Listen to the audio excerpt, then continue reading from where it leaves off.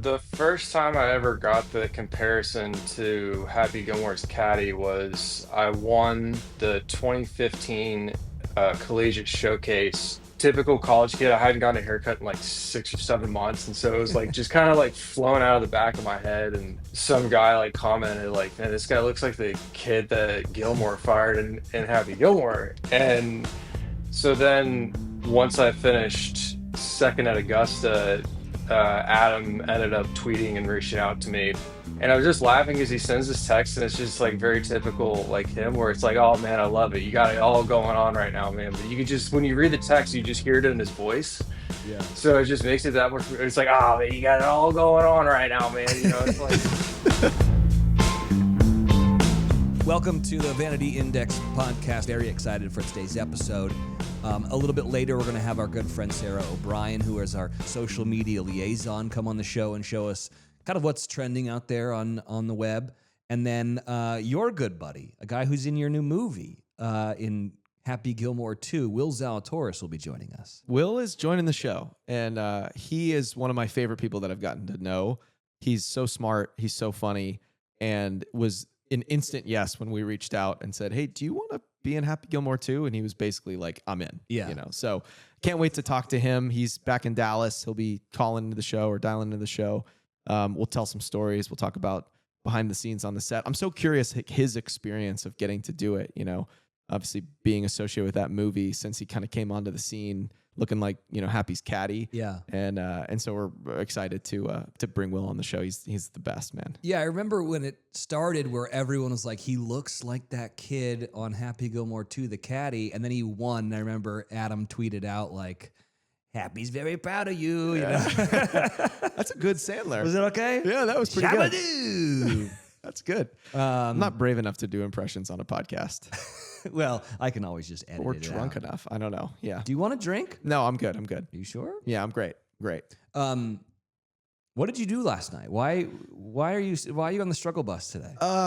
We played golf, but like went out late, so we had a busy day in the office, working really late. But I had some colleagues in from out of town, and sort of a big long meeting. And the plan was to go over and play golf in the afternoon, and it just like the meeting went like an extra 2 hours. So we ended up kind of like running in hot, and everybody's relieved the day's over, work's been done.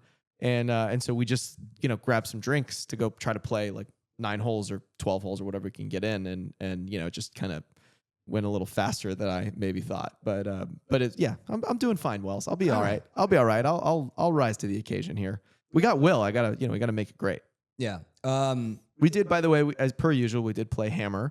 And we played a new version. By the way, drink every time Chad says hammer on this podcast. And you will never be able to make it through. I'm gonna patent Hammer. I can't patent Hammer, Yeah. but I need to. I feel like I'm the ambassador, global ambassador for Hammer.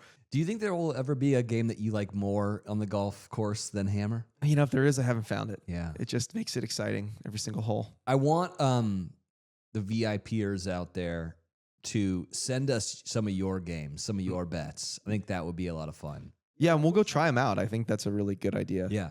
So if go to the Vanity Index podcast Instagram page and DM us and do a video if you can, explaining your game, your bet, and then we'll play them on the show. I think that'd be really fun. Yeah, and I'd say like we want 2 different kinds. I want head-to-head betting games. Okay. So like 2v2 or 1v1 games, and I would love like a group game where it's individual. So, it's if you've got 5 or 6, like a wolf kind of thing. Yeah. Be so curious to see your variations. Have we talked about dots or points? Yeah, I mean, lot? I like, no, I don't think we have, but like games with a lot of junk. Yeah. Yeah. Barkies and Sandies and Greenies and Long Drive and all that kind of stuff. Yeah, I feel like that's the domain of the high handicapper. And that's the most. Do you think only low handicappers listen to this show? I'm a guy who wears a visor, okay? Like if you're listening to this show, it's about, kind of private club life in Hollywood and how us idiots ended up in this universe. But I don't know. I really associate that stuff with like high handicap games or like scrambles or things like that.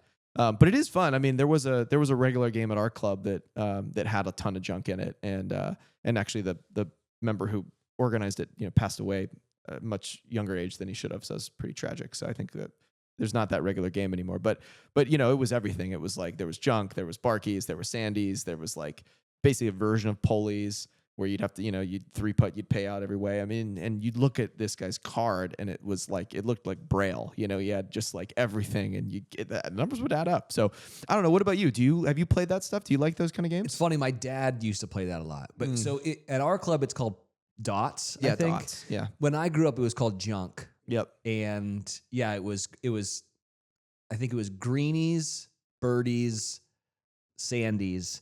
But then when we got to the club, someone started telling me about barkies, and it's like, oh, so if I can bank one off a tree, I can win some money. Yeah, the barkies are good. Yeah. Yeah, and then you get in all these variations of like you got to validate, you know, and I'm like, if you're gonna play junk, just like play it straight up junk. Yeah, you know? I do remember that. Like long drive, you have to make par to validate it. Yeah. I like that. Yeah.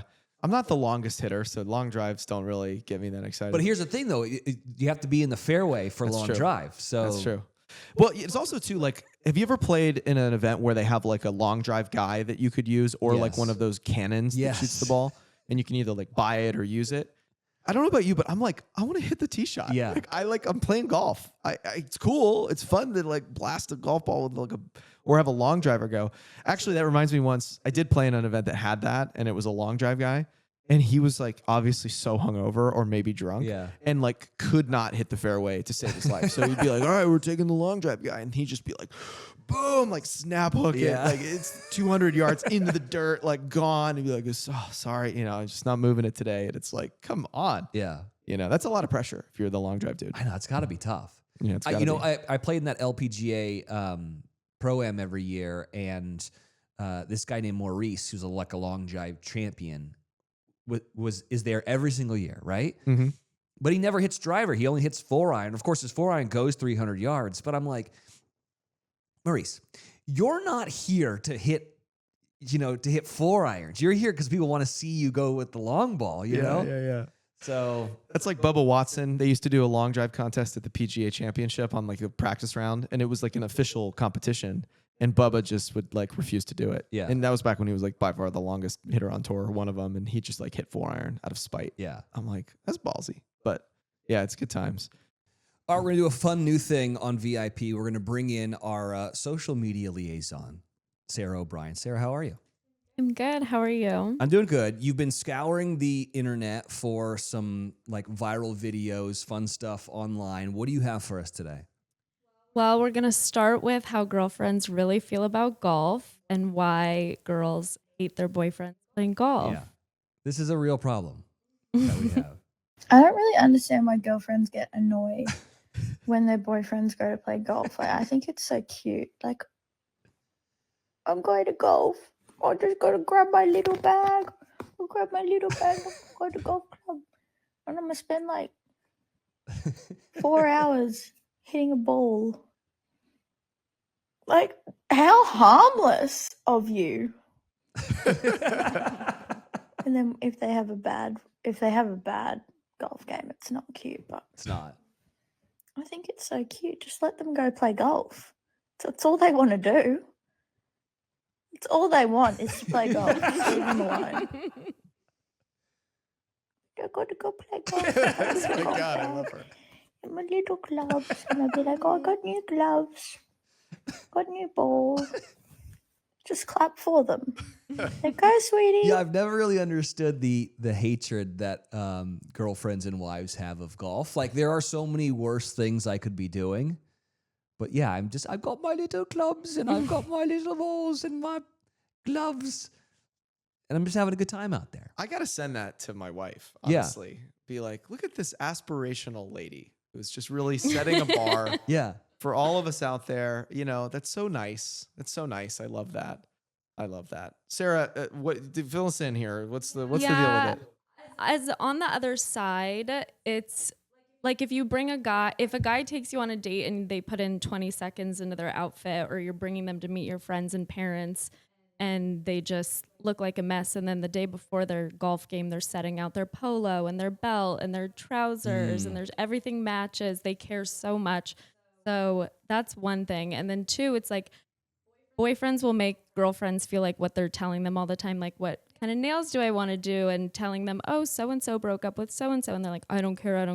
And then you want to come home and talk about play by play, shot by shot for a game that has no relevance to our lives personally.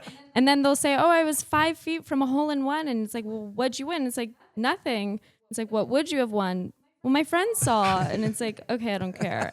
And so it's like years of hearing how our opinions and our gossip and whatever is irrelevant, and then you have to listen to that. Yeah. I feel like golf matches, like for golfers, that's the only time that guys are really gossiping. Yeah. I think that's by far the only thing I gossip about with my friends. 100%. Talking about other rounds, talking about other players, who's slow, who's fast, who, you know, if you get a hole in one, it is a huge deal. You're like so happy for somebody. Yeah. I saw something on the internet where it was just like, God, bros being bros, but it's like the most happy you'd ever be for one of your friends is like, hey, you got married, you have some kids, that's great. You know, promotion at work. No, hole in one. It's like, oh my God, I'm so happy for you. Yeah. This is incredible. Wow. I've been in a group where I've gotten the hole in one, and I've been in a group where someone else has gotten the hole in one. And here's the thing. It's the same feeling. Mm-hmm. If you did it or someone else did it, it's the same feeling of just like pure, like jubilance and just joy. Well, even if you hear it on the course, it could be Oh, somebody yeah. else's hole, and you hear it, and you're like, "Who was it?" looking at the app. Who's buying me drinks? Yeah, everybody starts driving over for their drink. All right, I like that first one. What else do you have for us? Well, the result of girlfriends hating golf is this new idea of OnlyFans, which is hilarious. So it's this girl talking about her new gig she has going, and I think you have the clip. What is going on? You're picking up brunch. You have a new designer bag. Did you win the lottery or something? I've been making a ton of cash talking to men on OnlyFans. You're getting naked on the internet for money. Not OnlyFans, OnlyFan. What is that? It's a phone line where men can call in to talk to someone about their golf game. Why would they pay for that? When a man finishes playing a round of golf, all he wants is to talk to his wife or his girlfriend about it. But they don't care. That's where I come in. They pay me to listen. I'm literally their only fan. What do they say? What his score was, what his score should have been, how he should have warmed it longer on the range, a cart girl that he thinks is into him. Oh, it's Oliver. He's one of my regulars. He says he's an 8 handicap, but in reality, he's probably a 15. This will be quick. Hey, Ollie. 3 birdies in a row. Wow, that must be a new record for you. Ooh, my hot dog's here. Oh, you're only at the turn? Well, call me when you're done. So good. That's too good. The number one most liked comment was, I just looked in the app store and I can't find it. Yeah, you just want to tell someone about your round. Yeah. You know? You just want to talk about 3 birdies in a row. That is like breaking news. You got to get that out there. I mean, I do feel like a little bit of like a school girl when sometimes I come home after a really good round, like on my bed, like feet kicking in the background, being like, okay, so then this is what happened on 14. You're lucky that Sarah will listen to that. Yeah. No, I call like my friends. Oh, right. She doesn't care. Yeah, she doesn't care at all. That's nice of you. Yeah. All right. Last one. What do you got? So now we have Marcel Siem, who claims that he has broken about 3 course records completely hammered. Wow. Oh my God. Yeah, Marcel Siem, DP World Tour stalwart. I mean, that's the only way I play. Yeah. I play golf. I feel like the Hungover. only chance I would get to break a course record would be after a couple drinks, but hammered. I think I had 3 course records completely hammered without sleep. It's crazy. Sorry, say that one more time. I had 3 course records in my life, completely hammered without sleep. Like people now looking, where does Marcel Siem have course records? No, well, people are now ordering. I mean, the best one I can tell one, but they are not course records now anymore. But Pebble Beach was the best one. Oh wow. People Beach. I should 3 putt at 18 Oh, you to idiot. shoot 61, 62, and I didn't even know. I didn't even know about it, and then I just want to go to bed, guys. So he said, no, interviews. So you just share the course record with Tom Watson, Jack Nicklaus, Tiger Woods, with 30 legends. I'm like, I just re-putted you, heads. No! Why didn't you tell me that before I went for the eagle? You know, hit it that pass, and Oh, no. God, that's I awesome. puked twice that round. Have you ever puked on the course? I don't think so. Sarah? Happened to me, but I made it to the bathroom But was it hungover related or was it? completely hungover. Yes. It was in like a 2-day tournament, but it was like 108 degrees the next day. Ooh, Terrible. brutal. I don't think I have, but I've been like doubled over on my knees, been like, okay, I gotta do some things. Usually I just start drinking again. That fixes the No, problem. you have to start right away, right when you get there. Definitely. Yeah, no, I mean, I don't think I've ever puked on the course, but I've definitely been gone. Yeah, like, yeah. pretty bad. Yeah, just in the car ride home, immediately asleep. It's like 1 PM. Yeah. You're like, oh, it's not great. Yeah, you can get over your skis pretty quick, but Yeah. Marcel Siem clearly, can handle it. So, do we think he's German? Had a sort of a German accent, Yeah. It felt German. Danish, something like that. Yeah. So this is the land of lagers and ales. Yeah, he's the this is- German John Daly. Good That's for him. right. I love it. It's so fun to see these pro golfers talking about their drinking. I do have this actually reminds me of a story once. I played in a pro-am with a very celebrated player. It was in Vegas, and this person showed up very late to their tee time, and I happened to know that they were out late the night before. Yeah. With a couple of my friends who were there. And I'll never forget like watching him drive out because we went and teed off first, and we were like, I don't know if he's gonna show up. It's just like maybe not gonna be here. And he rolls in. He's being driven out by like another one of the assistant pros or something, and he just looked like death. Mm-hmm. And he shakes everybody's hands. They're like, how you doing? And then he goes and gets his driver out and hits it like 320 right down the middle. And I was like, how do you do that? Like a little light stretch and then just right down. And he's like, oh man, it's a big club. He just swing hard, And it was funny for like an hour, he like couldn't hit his irons because they were like, he has these blades and he'd skank these skank an 8-iron, like hook a pitching wedge. And then driver just boom right down the middle. He's like, yeah, man, the club's big. Like, whatever, you can't miss it. I'm like, that's not how I think about driver. And I told him there was a cart, coming around serving booze. And so I, surreptitiously ordered 2 sort of double tequilas. And I was like, listen, man, like I got you for the next, for the next six holes. Like I can try to hang with this group and get like the energy going, but I'm gonna need you on the back 9. Yeah. And he got it in him and he turned it around. So, it's doable. I feel like there's something about golf and alcohol, it like makes it you can actually make the sport better. And one funny thing is that like golf is actually a banned substance, or alcohol is a banned substance on the PGA Tour. Really? Yeah. So you think about like steroids and like all these other pro sports, but alcohol is actually a banned substance. That's ridiculous. You can because get, it is performance enhancing sometimes, especially in golf. Yeah. Because you just Well, it's relaxing. yeah. right. And to remove some of your inhibitions, and that's like one of the hardest parts about golf is to like get rid of the fear. So. Yeah. And there's so many stories of like these old school dudes in the 90s, like just, that's a giant cup. It's like, they ain't water in there. Yeah, Play at the PGA Tour, hammered. But yeah, it's a I good love one. it. All right, Sarah, thank you for scouring the internet and finding those. Those are great. Will you keep doing this for us? Yes, for sure. Yeah. All right. Quick break. When we come back, the star of a new movie called, what is it? I've got it in my notes here. Happy Gilmore 2. Will Zalatoris is going to be on the Vanity Index podcast. Stick around, everybody. All right. I got to give a quick shout out to our good friends over at Knockaround. They've been making killer shades out of California for years. They're super affordable, and now they're actually the official eyewear of the PGA Tour, which is pretty awesome. Yep, I've been wearing them on the course, working out everywhere, and honestly, they're tough to beat for the price. If you want to check them out, head on over to knockaround.com, use code VanityIndex20, and you'll get 20% off your first order. Some exclusions apply, but it's an awesome deal. Go take a look. Today in the podcast, we're joined by one of the most electric young talents on the PGA Tour, Will Zalatoris, known for his laser-precise ball striking, steely nerves under pressure, and that signature wiry frame. Will burst onto the scene with a runner-up finish at the 2021 Masters and hasn't looked back since.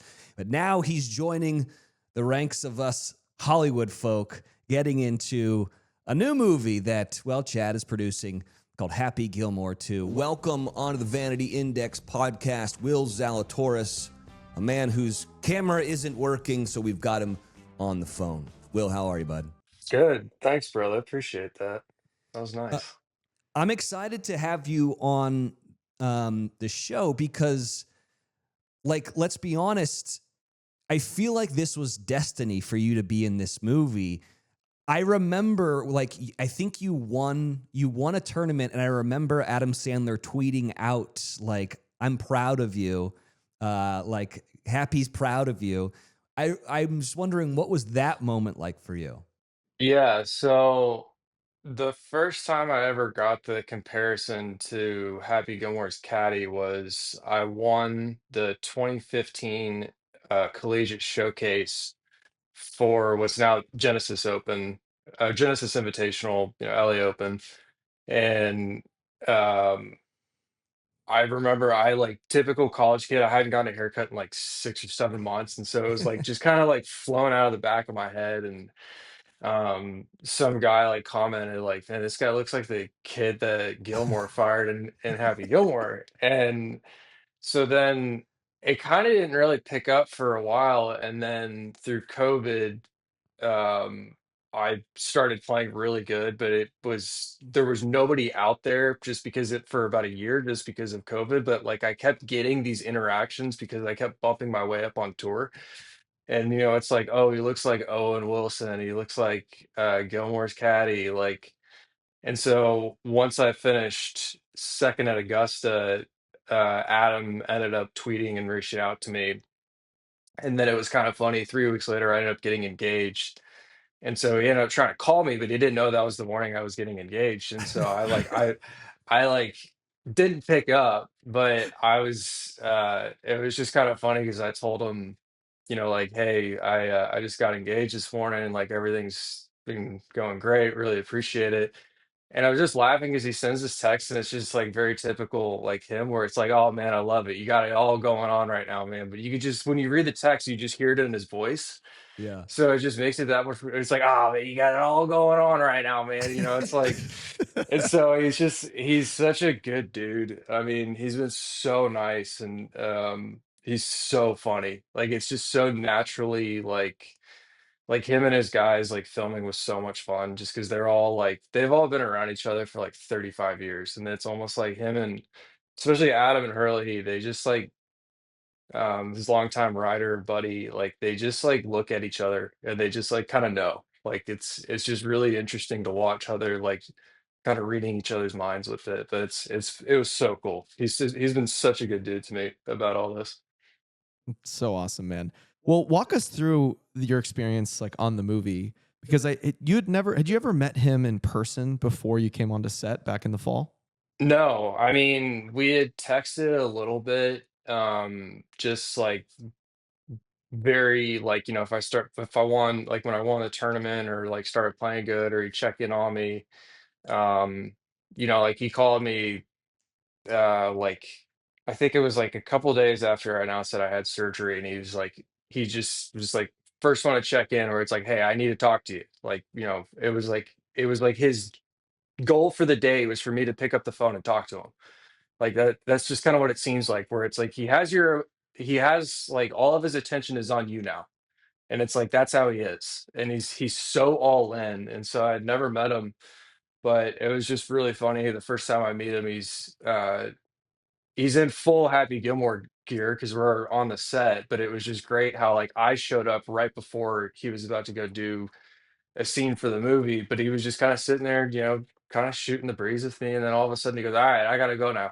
And he just goes over and he, does his thing, and he just goes straight into being him. And it's like, it's just so funny because when you watch him, it's like, it's just kind of be him being him, like underneath it all. Like he just loves like having a good time.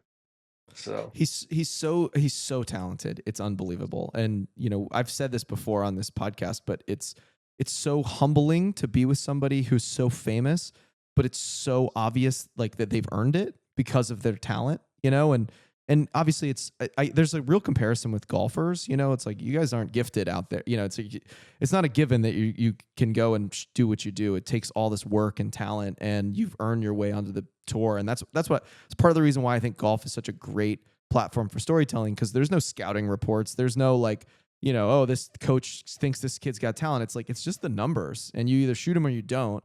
And you can kind of come from anywhere.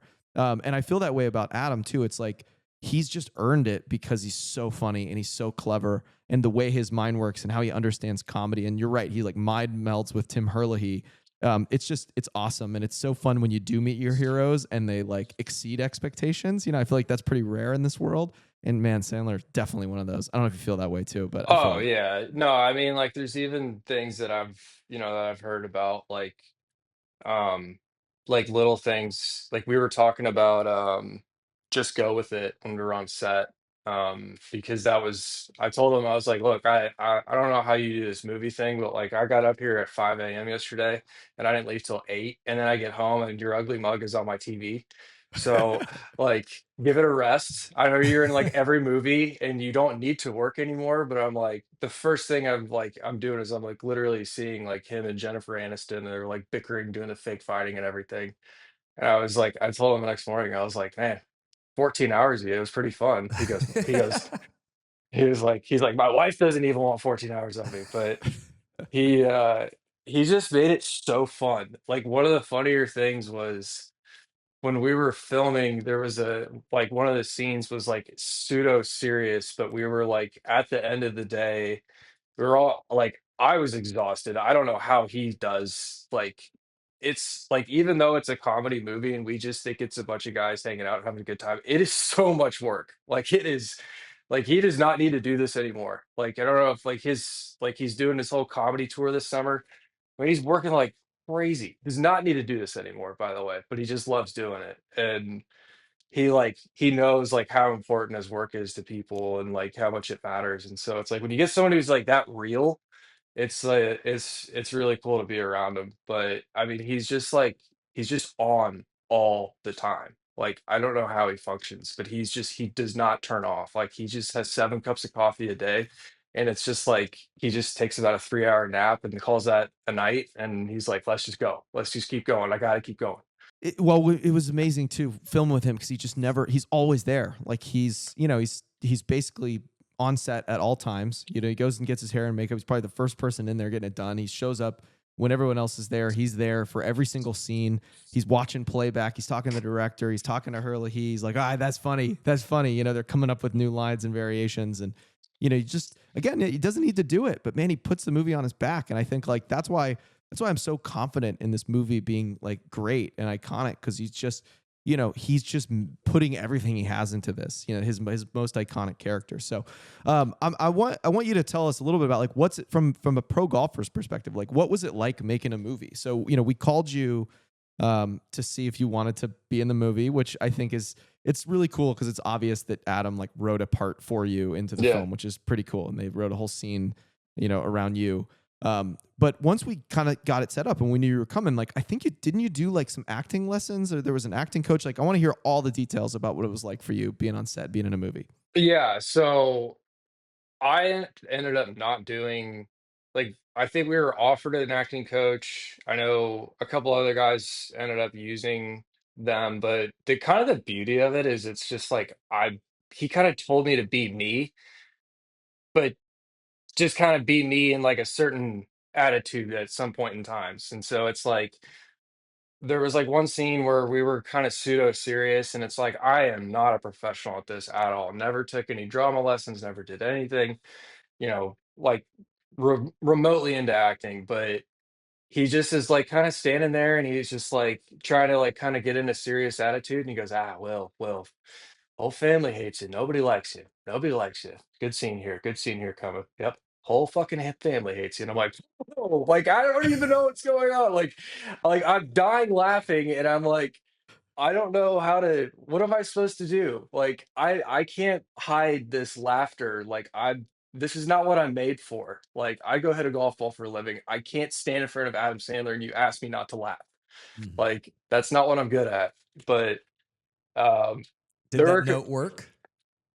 yeah, no, it was I mean it's just there were so many funny like little moments. I mean just like trying to do thing like without giving away the movie trying to basically act like a complete buffoon and like but also still make it me and so it was just kind of a cool like really cool thing I mean I got the script and read it. I think I was on a plane and was like literally like sitting on the corner like this, just reading the scripts, like in the corner of the plane, just like literally dying laughing and trying to hide it and just make sure nobody saw it. And I was just cracking up, like reading like all the parts that he threw in there. Like there's just little things that even when I was on set, how like maybe a kind of like a nothing scene that maybe just doesn't really like it's supposed to be like a little just a little thing, all of a sudden it turns into, well, hey, let's add in these two guys and let's talk about this and let's see how this goes. And like, does this feel like it's like being on the PGA tour? Okay, what do we have to do with like the locker room setup? Like what do we, do we have to move stuff around? Like what's it like on a normal week? And so like you Adam was super curious about like kind of how like our day-to-day stuff goes on tour. Like he wanted it to be as organic as possible. Um, and so, he brought in a lot of the top guys, but it's also like we've also had like this little rapport, I guess, of like we kind of took the first movie and then put in some new guys, put kind of took some of the stuff from the first movie and turned into 2025 stuff. And it's just kind of fun. I mean, it's like it's amazing how smart he is and how he's able to put so many celebrities into one timeline and make it hilarious. Like there's just so many people that are in this movie and there's so many layers that it's like it took them 30 years of thinking through this thing to like put it together. And so um I'm very lucky and hopefully didn't do too much damage to this. But it was really cool. I mean, just like the little things where, trying to get guys to like talk a little bit out of their norm or whatever, where it's like, okay, I'm a little nervous, I'm on set, and it's like, no, just be you, you be you, and I'll be me. And so I think that's kind of why it was so fun, was we're kind of like honestly doing the same thing in a locker room. Like I'm getting made fun of for my tight pants. Like it's the same stuff every week. Like it doesn't change.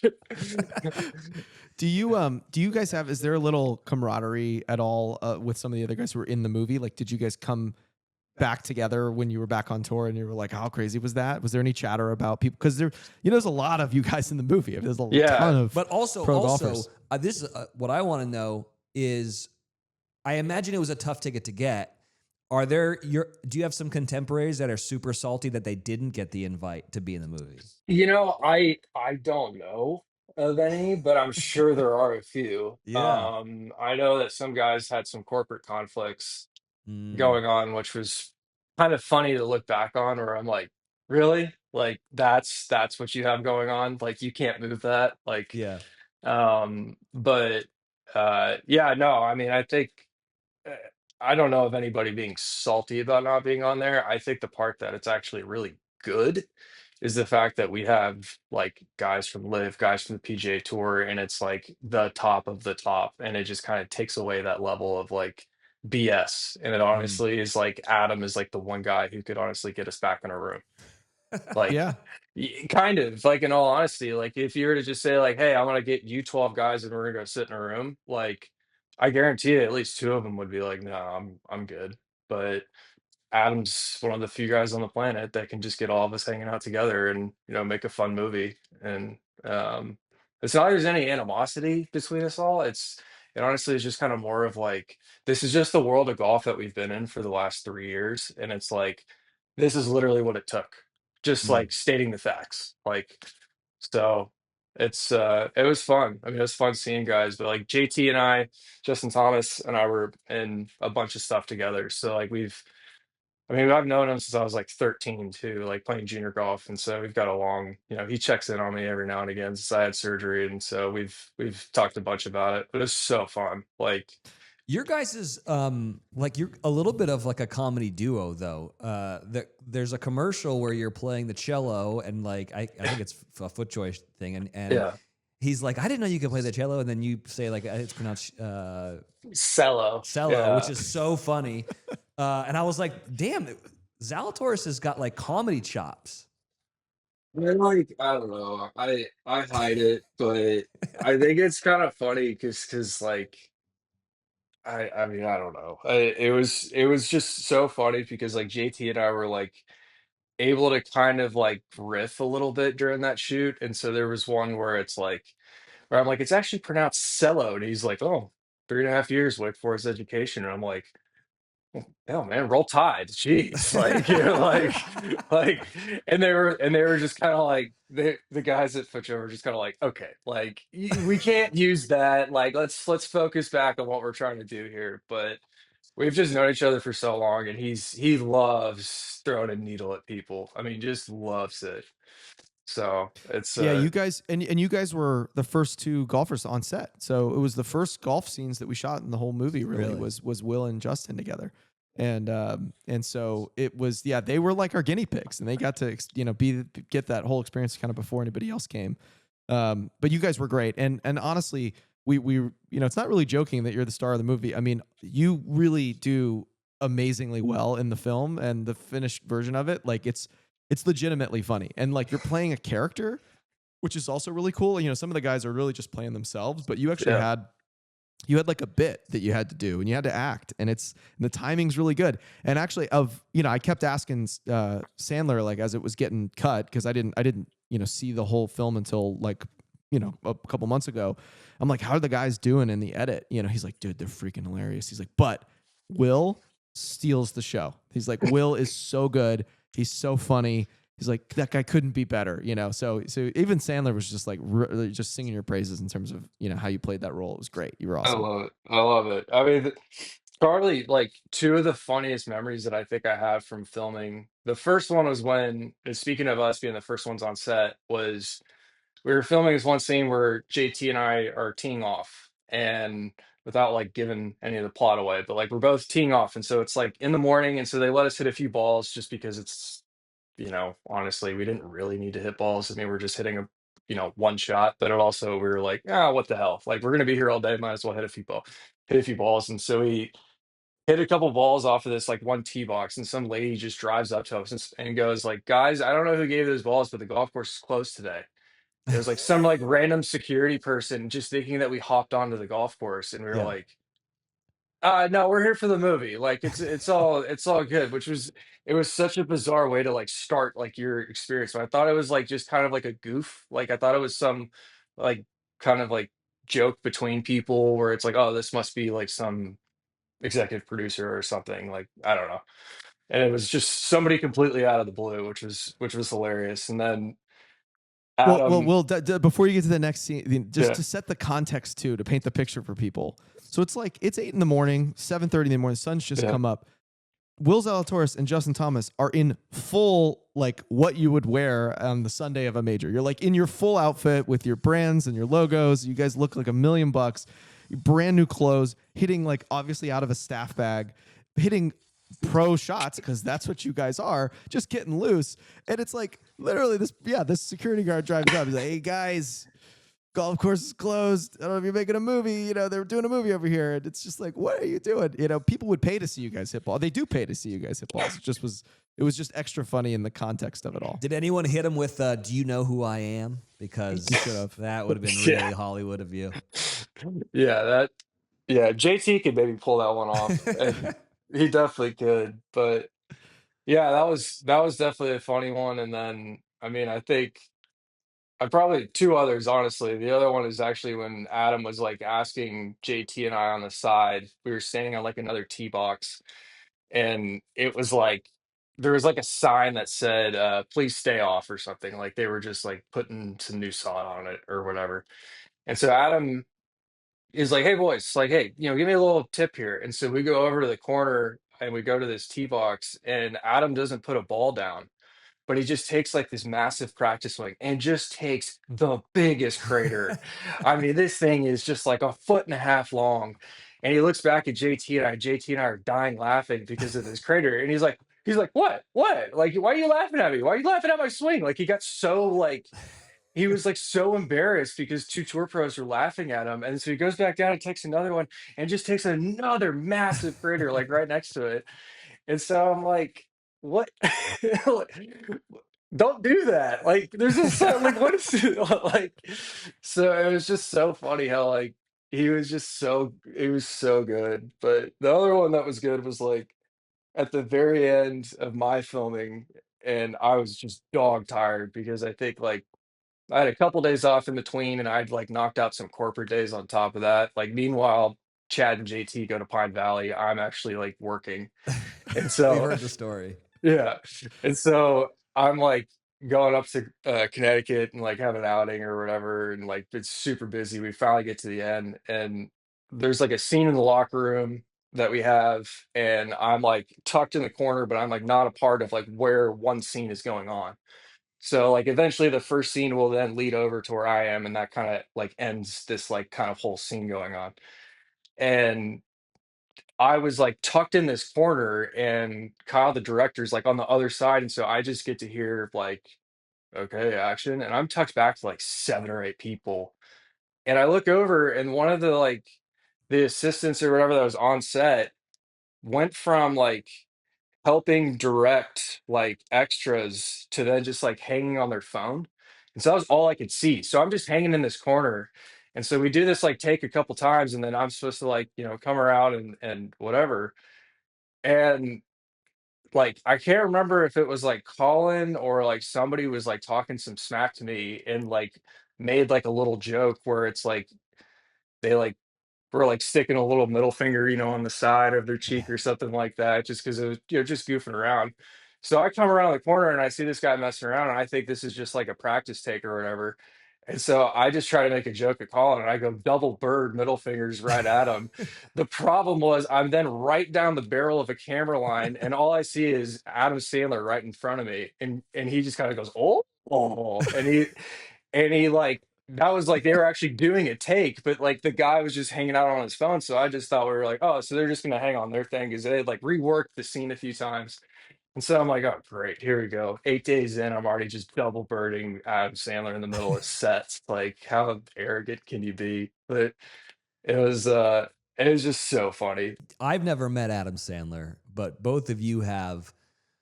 I'm wondering what character in one of his movies is he most like in real life? Oh, I think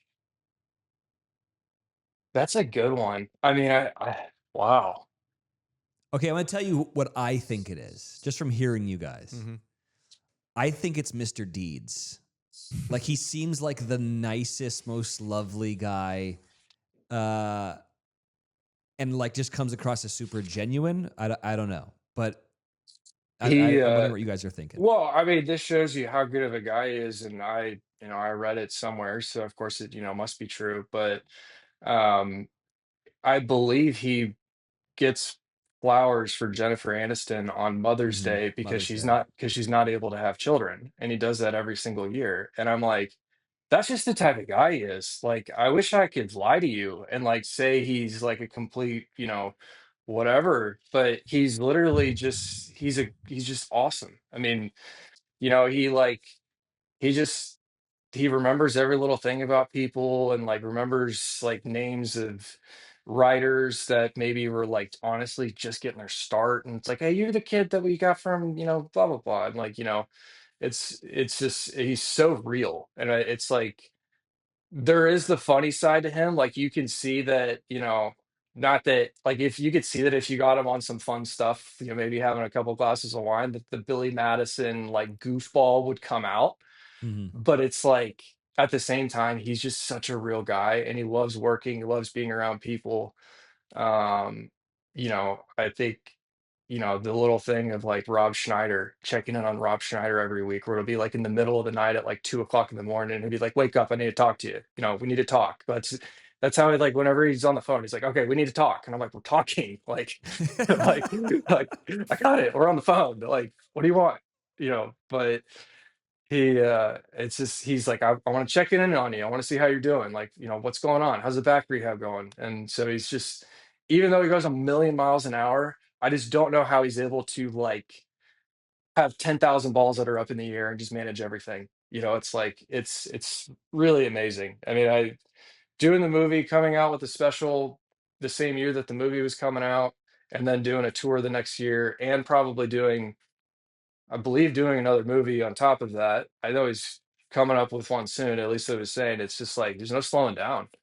But he loves doing it, and he's with all of his guys, and his family's in the movie. this is their family business. Like the thing that's really great is my caddy is actually Ben Stiller's son, Quinn, and he is just the nicest kid on the planet, and he's an awesome dude. And we already saw in the trailer that I'm just shaking the living crap out of him, and he's just the sweetest. I was laughing the other night because it was actually when the Knicks were playing the Pacers, and Ben went with Quinn, and he was sitting next to I think like Kendall Jenner and Timothy Chalamet and like a couple other guys, or like other like pop culture guys, but they had like names over every single person, and they didn't have one over Quinn. And so I like fixed it and I sent it to him, and I'm like, this is way better. And it's like Quinn Stiller, and then there's like nobody else on there. That's But so cool. he's such a good dude, and he's so, I mean, like I felt so bad just abusing him basically for the entire movie, but he's amazing. You got to meet Ben, right? You spent a little time with Ben. Yeah, which was really cool. And Ben and his wife, which was so awesome. Like they're such real people. I mean, it was just kind of funny too, because it's like we're just hanging on the side of a set, and my wife's really into photography. She's got a Leica, it's just super fancy, German camera, and she was a studio art minor at Wake. But the thing that was really cool was Ben had a Leica that was a manual where like he does the ink and everything himself. But the part that was funny is that everybody would just, of course, just try to stay behind where the cameras are, because that's just the safest place to be and not be in the middle of a set. Meanwhile, Ben, being the brilliant director and actor that he is knowing exactly where all the blind spots are. So he's like in the perfect middle between like an angle of two cameras, and he's like right here, and he's getting photos of Quinn so he can have those photos, for life. And I'm like, that is so freaking cool to watch, this unbelievably brilliant director. But there he is with his manual camera and just, playing with it, taking photos that are behind the scenes. And I'm like, those photos, like, I hope I'm able to like get one day, because it was just really cool to see like these guys that have known each other literally for like 35 years. And it's just like all of a sudden, it's like here's Ben. Like I remember Ben was like I said, he was kind of right in the middle between two angles of a shot, so he was fine right here. But Adam was over in this corner on this side, and so they just kind of like look at each other and just kind of, give each other like a little nod, like, "Sup, sup?" And he's like, "You good right there?" And he goes, "Oh, yeah, I know where I'm going." And he's like, "Okay." And it's just like funny how it's just like these little interactions of like, yeah, two of the biggest movie stars where they're just like, "Hey, you in the shot?" And I'm like, they're like, "I don't know. I think I'm good." Like, So awesome. yeah. Meanwhile, I'm over in the corner and I'm like standing on my mark, and they put the tee on the ground, and I'm like literally pinning it down with both feet. Like I'm not moving an inch, you know. But it was really cool. And talking to, because they were both in dodgeball too, and that was like such a formative movie for people my age. So it was, JT and I were kind of like, okay, we're sorry, but we have to ask about like dodgeball and all that, like how fun it was, and doing it. So it was pretty cool. So let's change gears a little bit and talk about you kind of sticking in the Hollywood theme. And now that we know that you're a Inside the Actor Studio fan, I mean, I don't know many pro golfers that even know what a mark is, Yeah. and you came already knowing like how George Clooney hits his mark. So Are you a paying dues member of SAG-AFTRA? Apparently, I mean, I don't know. I mean, I got something in the mail from them the other day. I don't know if they wanted my insurance money or what, but they're sending me mail.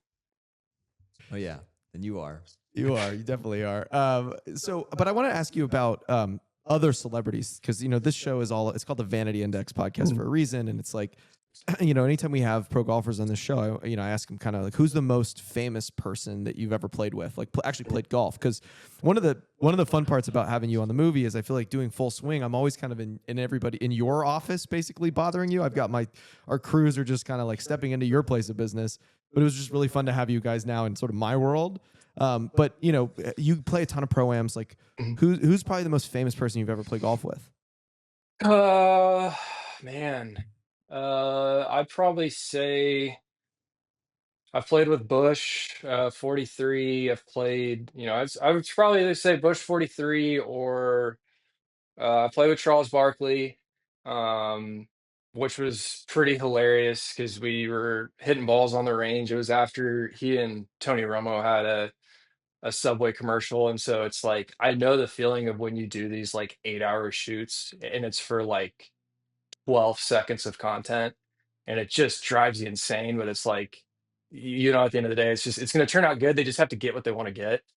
And so they were like just screaming to get out of this set and immediately beeline to go hit balls at Merido. And so we like connected through that actually. And so the part that I think is so cool about Chuck is like he'll just check in on me randomly. Like it'll be 10:30 on like a Thursday in the middle of, like probably he's checking in on me because he wants to figure out his bets for the week. But he just like checks in on me every now and again. Like I gave him a ride back to his hotel, and he was ever since then he's been like, "Oh, man, you're the best." It's like I appreciate you. You're so nice. You're so nice. And I'm like, I'm going 5 minutes down the road, man. Like it's all good. But every time I check in on him, he goes, "I'll never forget that you gave me a ride." And I'm like, but yeah, I mean, I think it's fun. Like the part that I think is really cool about with golf right now, and especially with YouTube, golf blowing up, is you're getting so much access to other people that are a bit, that's just going to blow up our game. And I think that's like, we now are, I have to laugh now because there's so many people that I've played golf with that are like country singers, like playing golf with Luke Bryan, where it's like I played with him one time just because we were at the same charity deal or whatever, or met through this other guy. And the next thing you know, we're in Colorado last year and he's performing at BMW and he goes, "Man, I can't believe it. I mean, you're the little shit that we played out in Vegas. You didn't have a tour card or anything. Like, it's crazy. Like, it's like that little guy almost won the Masters, like it's so like, getting to meet guys that are just so real, but they love golf. They're obsessed with it. They want to learn as much as they can. Like they just suck it up as, and especially like former athletes, that's like their outlet. I mean, a lot of, especially when you go to like these discovery places where they're able to like kind of chill out and, wear a t-shirt and shorts and go play golf and relax and basically be themselves. Like there's so many guys that are into golf and it's amazing, especially like I said with YouTube golf, like you're just now getting more and more people that are, you know, Travis Kelsey's is in a golf movie. Like that's the reality of where we're at in 2025. Like so it's kind of fun because we're in a really, really good spot. I think, with the game coming out of COVID, like a bunch of people were really getting into it. And so um yeah, I think it's the more the merrier with this. It's something that I'm going to be a little bit more active about. Like I'm going to start doing a lot, playing with, some of these guys, starting this fall once I heal up from surgery, just because it really is like, it's part of growing the game. Like it really is. We're really going to have to like go into this. And so I think it's fun, man. Cause I mean, I'm obviously somebody who loves like, I'm like the guy who dives in on the Wikipedia pages, and like if I'm watching a baseball game, I'm like diving in on Baseball Reference about like, oh, this guy, like he's 1 of 10. Like, come on, like get him out of here. Like send him back to farm. Like I love like doing that stuff, and so that's why like probably my analytical side comes from that's kind of helped me with golf. You mentioned playing with President Bush. We on a previous show we had talked about sort of the presidents of the United States, like the golf ones and what their handicaps were. And I think he's like a 13 or a 15 or something like that. Yeah. How's his game? He plays so fast. It's I mean, I'm literally talking 27 holes and probably 245, 3 hours Whoa. at Preston Trail. Like it is, if the ball is in the air and it's now falling because of gravity, he's walking towards his cart. Like it's balls are still moving and he's already in his cart going. Like it is just lightning. And so that's just how he is. Like that's why he loves biking. Like now he's 78, so he's getting a little bit older, but he's got a bad back and bad hips, and he's been biking forever. And as he says, playing terrible golf. But he like I think probably at his best, he was just definitely a single digit, but there's nobody on the planet who plays faster than him. Like That's he awesome. is a dream to go play golf with because like that's how I grew up with my dad was we would like we'd go on vacation and we'd tee off at 6:45 or 7:15 and we'd fly around in 2.5 hours. And like, Bush, I think because he's like he just has to be doing something and he's on, I think is really fascinating. But he was a part of the Walker Cup stuff in 2017 just through his family. And so doing some charitable stuff in town too. I've gotten to know him, but yeah, he like, dude, it's absurd. There's nobody on the planet who plays faster. Like I firmly believe that. Like Mark Wahlberg is gonna go against this one, but I honestly, if you put the two of them together, you could fit in a 36-hole charity fundraiser like that. Like yeah. they like literally knock out 90 minutes and they're just gonna absolutely play as many holes as they can. Like they can't stop. Like there's almost no point of gambling. It's just kind of like you get done with the round and you almost look at them, look at the guys you're playing with and you go, how'd you play today? Like, Yeah. even though we just spent the last 2.5 hours together, I have no idea how you play just because we're just, basically just balls flying all over the place. Well, when Dallas, obviously, I think when we talked about their handicaps, I said that like the Bushes definitely, those are not vanity indexes because those are Dallas guys and they play for big money down in Dallas. And you mentioned gambling. So like, tell me a little bit about like your gambling in terms of golf. And, I know a lot of the guys play in practice rounds, wager things like that. So what's your favorite like betting game on the course? What's your go-to? Like put aside, like it's a practice round, but if you're just going to go play and you want some action, like what's your go-to game? Yeah, so I think Tuesdays a lot of guys will do like birdie, like a birdie game where basically every hole, if you end up making a birdie, let's just say it's like $100, let's say.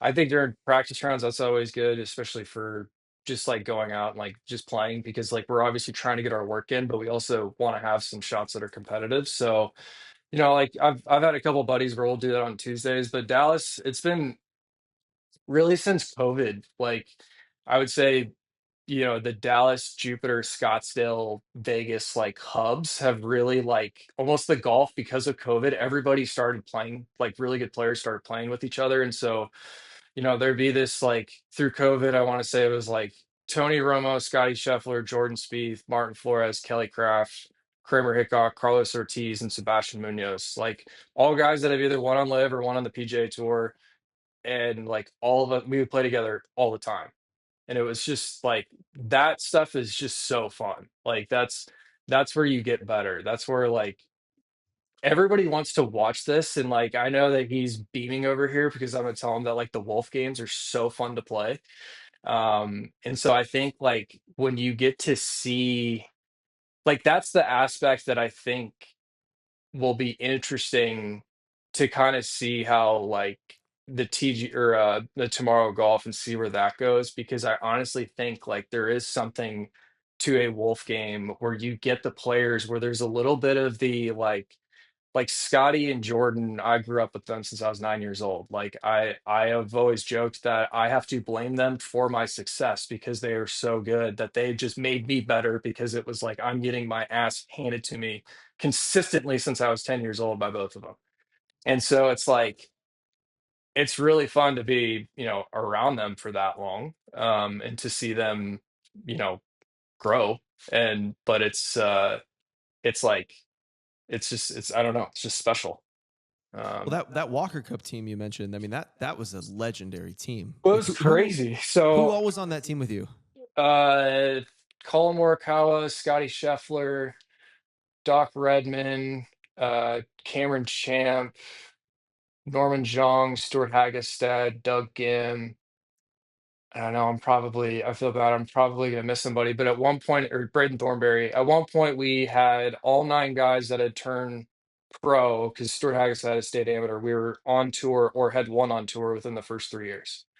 So Wow. by 2020, every single player, 2021, I guess, every single player had gotten their tour card. And we won 19-7, which was the biggest margin of victory ever. And so it's like, the '05 team or whatever, where it was like DJ and Billy Horschel and like all those guys, like that was always known as being like one of the best. Like ours will go down as being, one of the best ever just because of how dominant we were. But yeah, I mean, I think when you get to be around like that level of success, like you get to learn so much from them too. And back then, I mean, Scottie he was obviously a good player, but he wasn't the number one amateur. He wasn't the probably the best player on that team. And what is like, and you I mean you played a ton of golf with them, so like what What's changed for him? Nothing. And that's honestly why he's playing so good. That is the reason why. I mean, nothing has changed for him. He's the same dude. Like, Finn Ewing was talking on a podcast the other day. He's a unbelievably benevolent guy. He's basically fundraises our junior tour. He's owns a bunch of car dealerships in town, but Finn, the junior tour for NTPGA is the Ewing Junior Golf Tour. And so it's literally been the Ewing Junior Golf Tour since Scottie, Jordan, and I have grown up. So we've been around it forever. But we always play in this Project Shelter tournament, which is at Preston Trail. And Finn always donates. It's fun because like the pros have like a little side game where we're able to we play for basically some like a credit for a car and at Finn's one of Finn's dealerships, and Scottie had won it back to back years, and he doesn't care. He gives the money back, and that's just the type of guy he is. But when he came in to go pick out a car, he was looking at used cars for for himself and a new car for his wife or sister or whatever. And Finn found out about it, and he was like, he's got $80,000 worth of credit or whatever, and he's made how much money? He's looking at a used car. But I'm like, that's just who he is. He literally has grown up with the same girlfriend from the same country club with the same coach, literally since he was 9 years old. And he's so grounded, and he knows what his comfort zones are and where he should and shouldn't be in managing his time. And so I think, growing up, Jordan was like the golden child. I mean, I know that that's kind of like his nickname that he absolutely can't stand, but it's like, the guy who would, bang a ball off the roof of a house and then, punch it underneath a few trees and then chip in for birdie. Like he's been doing that literally since I was like 12 years old. Like he's always had that level. But Scotty always had the gaming ability to just want to beat you. Like I believe there was a time growing up where we were playing like a little like $1 or $2 hammer game, and we were at Royal Oaks, and I think Scotty like maybe bogeyed like four out of the first five, and then just like 30-footer, 30-footer, 30-footer, just birdied like the last four coming in and like walked him in. And that's just kind of the gamer that he is. It's just like he can't do anything wrong. And when he does something wrong, it's like when he won the PGA, he just like, I can't remember what it was, the one, two, three, fourth hole in the final round, I believe, or fifth hole in the final round at Charlotte. And he hits it in the bunker off the tee, fats it out left, hits kind of a mediocre pitch to like 20 feet, but then he makes the 20-footer for par. Like it never looked like a par until he just buried a 20-footer.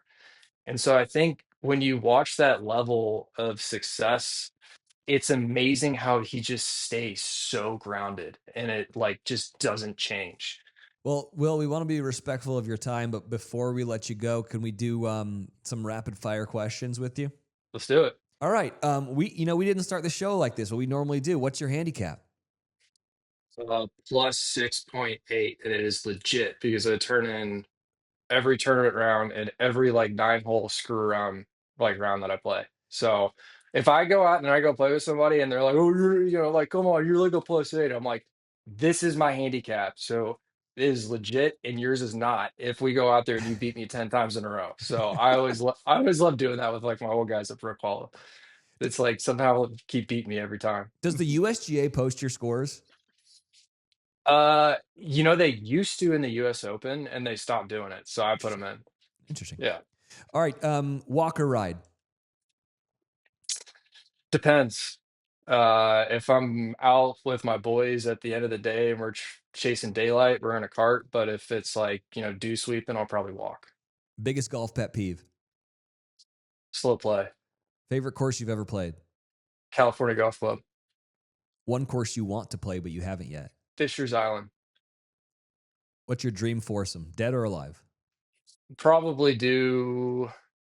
I've always wanted to see this happen just because I've gotten to know them well enough. But I think if it was like Romo, I've always wanted to do this, but like Romo and me against like anybody else, another twosome was so fun during COVID because it was just like he gets so invested into beating people. Like he doesn't care what, like it's win at all costs. Like I don't want to beat you, I want to cut your throat. And so it is like it was always so fun doing that. So honestly, when the two of us took on anybody, like that was honestly so fun. He's been a huge mentor of mine, and like he had all of his back stuff. I've had my back stuff, and so being able to learn from him, and he's got a pretty good perspective on things too, because obviously his career was kind of like taken away, if you will, from Dak coming up and then his back injury and all that. But I've learned so much from that guy. So honestly, him versus like any other duo, it was always so fun. What's your favorite golf swing thought?